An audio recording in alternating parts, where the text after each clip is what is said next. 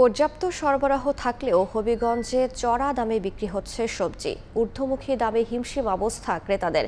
এ বিষয়ে বিস্তারিত জানাতে জেলার কোর্ট স্টেশন এলাকার চাষি বাজারে আছেন রিপোর্টার রাশেদ আহমদ খান। সরাসরি যাচ্ছে তার কাছে। হবিগঞ্জে সবজির বাজার অনেকটা চড়া ছিল এবং বিশেষ করে যে সবজির বাজারে যে এখানে আমরা চাষি বাজারে আছি, এখানে এই চাষি বাজারে প্রচুর সবজি এখানে উঠে।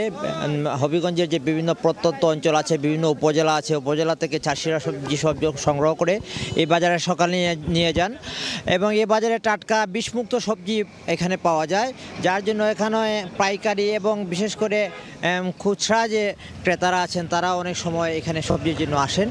আমরা কথা বলেছিলাম সবজি যারা ব্যবসা করেন, তারা ব্যবসায়ীদের সাথে তারা জানিয়েছেন যে আসলে হবিগঞ্জে যে সবজির বাজার খুবই চড়া ছিল। স্মরণকালের সবচেয়ে বেশি দামে সবজি হবিগঞ্জে বিক্রি হয়েছে, কিন্তু বাজারে সরবরাহ অনেক বেশি আছে।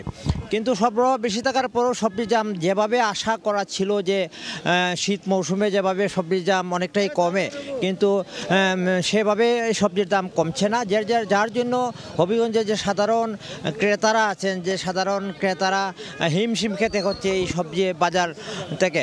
আমরা কথা বলেছিলাম সবজি ব্যবসায়ীদের সাথে, তারা জানিয়েছেন যে এখানে যে বাজারের যে সবজি, এই সবজিগুলা বিষমুক্ত সবজি এবং টাটকা সবজি পাওয়া যায়, কিন্তু সবজি বাজার এখানে বাজারের যে দাম, এই দামের ব্যাপারে যারা সবজি কৃষক আছেন তারা জানিয়েছেন যে সবজির যে উৎপাদন খরচ, এই উৎপাদন খরচ বেশি হওয়ার কারণে বীজ সার এসবের মূল্য বেশির কারণে সবজির দাম সরবরাহ বেশি হওয়ার পরেও সবজির দাম কমছে না।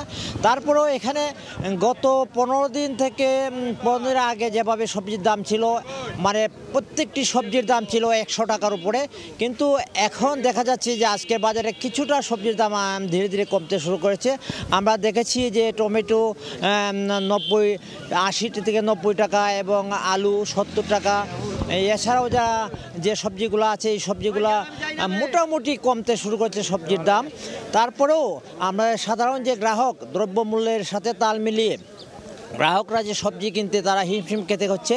যারা খুচরা ক্রেতা রয়েছেন তারা জানিয়েছেন যে আসলে দেশের যে সব কিছুই দাম বেশি, সেই ক্ষেত্রে আবার সবজির দাম যেভাবে আকাশ ছোঁয়া ছিল, এক্ষেত্রে সবজি কিনে খাওয়া সাধারণ যে নিম্ন মধ্যবিত্ত আছে তাদের জন্য অনেকটা কঠিন হয়ে দাঁড়িয়েছিল।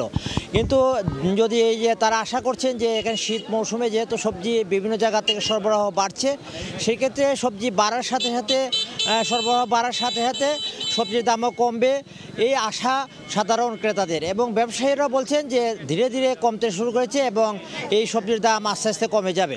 তো এই ছিল আজকে সবজির বাজার থেকে আমার কাছে সর্বশেষ। সরাসরি যুক্ত ছিলাম হবিগঞ্জে।